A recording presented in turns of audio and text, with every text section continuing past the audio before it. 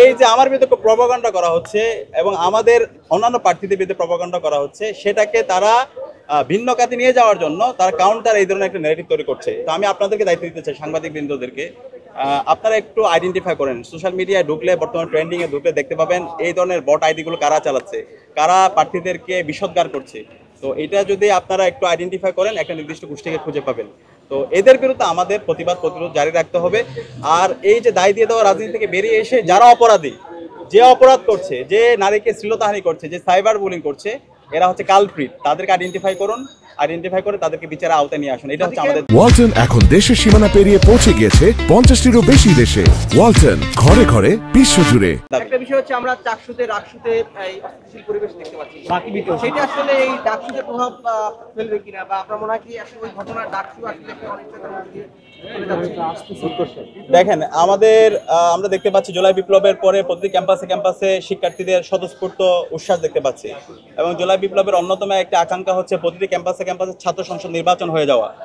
ছাত্র সংসদ যদি নির্বাচন হয়, তাহলে আমাদের বাংলাদেশের গত 54 বছর ধরে আমরা যে সংকটগুলো তৈরি হয়েছে, যে নেতৃত্বের সংকট তৈরি হয়েছে, শিক্ষার্থীদের আকাঙ্ক্ষা যে পূরণ হয় নাই, সেটার মূল কারণ হচ্ছে এই ছাত্র সংসদ নির্বাচন না হওয়া এবং ছাত্র সংসদ নির্বাচনটা কার্যকর না থাকা। তো এখন জুলাই বিপ্লবের পরে সবার আকাঙ্ক্ষা, শিক্ষার্থীদের আকাঙ্ক্ষা হচ্ছে প্রতি ক্যাম্পাসে ক্যাম্পাসে ছাত্র সংসদ নির্বাচন হয়ে যাওয়া। ইতিমধ্যে দেশের বড় বড় ক্যাম্পাসগুলোতে ছাত্র সংসদ নির্বাচনের তফসিল ঘোষণা হচ্ছে। সেই তফসিল ঘোষণার পরে ক্যাম্পাসগুলোকে অস্থিরতা দিকে নিয়ে যাওয়ার জন্য এখানে পরাজিত শক্তি, পাশাপাশি খুনি হাসিনার বিভিন্ন দোসররা তারা বিভিন্নভাবে মেকানিজম করছে। অনেকে বুঝে হোক না বুঝে হোক তাদের পাতানো ফাঁদে পা দিচ্ছে। এবং আমরা দেখতে পেয়েছি আমাদের চট্টগ্রাম বিশ্ববিদ্যালয়ের শিক্ষার্থীদের উপর, যারা জুলাই সহযোদ্ধা ছিল, তাদের উপর কীভাবে ন্যাক্কারজনক হামলা হয়েছে, শিক্ষকদের উপর হামলা হয়েছে। বাকিবিতে আমরা দেখতে পেয়েছি, গতকালকে রাজশাহী বিশ্ববিদ্যালয়ে আমরা দেখতে পেয়েছি। এভাবে ক্যাম্পাসগুলোকে অস্থির করার জন্য বিভিন্ন পক্ষ এখানে চেষ্টা করছে।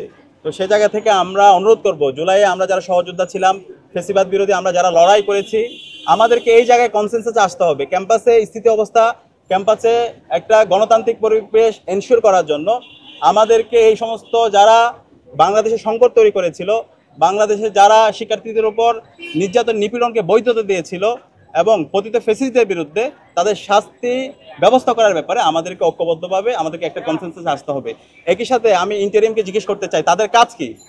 আজকে 1 বছর পার হলো, যারা খুনি, যারা গণহত্যা করেছে, শিশু হত্যা করেছে, ক্যাম্পাসে ক্যাম্পাসে যারা নির্যাতন নিপীড়ন করেছে, নিষিদ্ধ ঘোষিত ছাত্রলীগ, আওয়ামী লীগ, তাদের বিরুদ্ধে আপনারা কি ব্যবস্থা নিয়েছেন? আপনারা অনেক তো বড় বড় সুশীল কথা বলেন, আজকে আপনারা তাদের বিরুদ্ধে ব্যবস্থা না নেওয়ার কারণে এই ষড়যন্ত্র এবং চক্রান্ত করার চেষ্টা করে, তারা ষড়যন্ত্র এবং চক্রান্ত করছে। একই সাথে যে প্রশাসন, আমরা যদি দেখি পুলিশের মধ্যে যে পুলিশ হেলিকপ্টার থেকে আমাদেরকে গুলি করেছে, আমাদের হাজার হাজার ভাই বোনকে শহীদ করেছে, তাদের বিরুদ্ধে আপনারা কি ব্যবস্থা নিয়েছেন? আমরা কি এখন পর্যন্ত পুলিশ সংস্কার দেখতে পেয়েছি? একই সাথে এই যে সচিবালয় থেকে শুরু করে অ্যাডমিনিস্ট্রেশনে সকল ফেসিবাদের দোষররা এখনো বসে আছে, তাদের প্রমোশন হচ্ছে, তারা সব ধরনের ফ্যাসিলিটিস নিচ্ছে। এইভাবে যদি চলতে থাকে তাহলে তো এটা শহীদদের আকাঙ্ক্ষার আলোকে বাংলাদেশ হয় না। এটা সম্পূর্ণ একটা ইন্টারিমের ব্যর্থতা, তাদের অযোগ্যতা। এই কারণে আজকে পরাজিত শক্তি তারা বিভিন্ন ধরনের ষড়যন্ত্র এবং চক্রান্ত করার চেষ্টা করছে।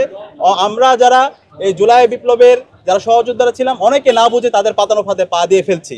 আমি সবাইকে অনুরোধ করব, এই ফ্যাসিস্টদের বিরুদ্ধে, এই খুনি হাসিনার বিরুদ্ধে, এই নিষিদ্ধ ঘোষিত ছাত্রলীগের বিরুদ্ধে আমাদের লড়াই জারি রাখতে হবে এবং ক্যাম্পাসে ক্যাম্পাসে আমাদেরকে একটা কনসেনসাসে আসতে হবে। এবং আমরা আশা করছি আমরা সবাই দায়িত্বশীল আচরণ করে এই ফ্যাসিবাদের বিরুদ্ধে আমরা আমাদের লড়াই সংগ্রাম জারি রাখবো এবং একটা গণতান্ত্রিক পরিবেশ আমরা নিশ্চিত করব।